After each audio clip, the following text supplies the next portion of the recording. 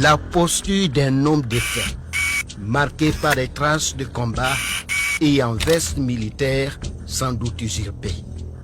Même dans la mort, il demeure à peine méconnaissable. Seul témoin éloquent, le seul à pouvoir conseiller sur ce qu'il en coûte d'affronter une opération de choc. Cette opération d'envergure a été baptisée Warmbeba, en langue morée, écraser l'ennemi. C'est l'histoire d'une traque chirurgicale contre un ennemi juré de la paix.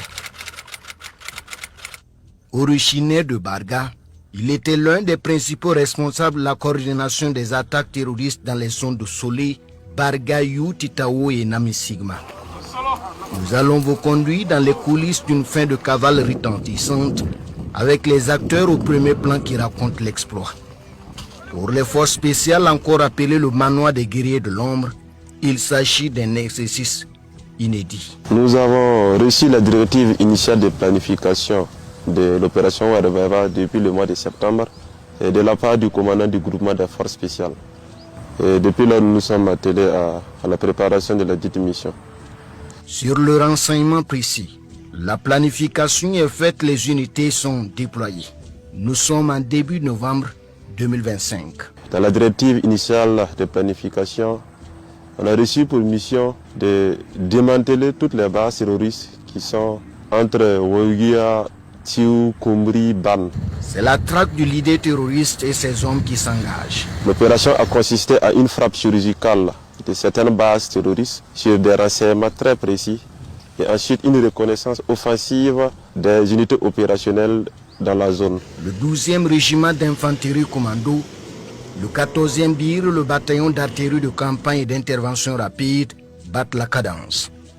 Le commando Gambo des forces spéciales tient la tête. Dans la matinée du 13, aux environs de 10h30, nous avons pu localiser avec exactitude la présence du chef terroriste Tal Bourema dans la localité de Sim.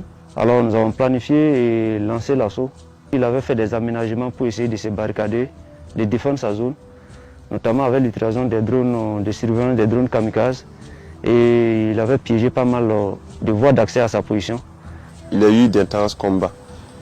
Il y a eu des échanges, des combats intenses. Mais par la grâce de Dieu, nous sommes parvenus à sortir victorieux de ces combats. Pour être un peu précis, l'action n'a pas duré plus de 10 minutes.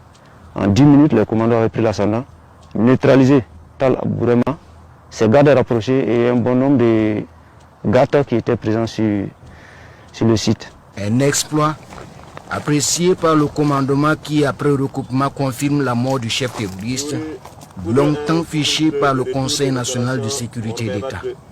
Cet après-midi, le commandant du groupement des forces spéciales porte la nouvelle aux hommes. Pendant que vous étiez en train de manœuvrer, le service de renseignement nous confirme effectivement que c'est un important cadre terroriste. Et pour cela, bravo, félicitations les gars, vous méritez amplement des applaudissements. Et on y va pour un croutier, nous sommes le manoir des guerriers.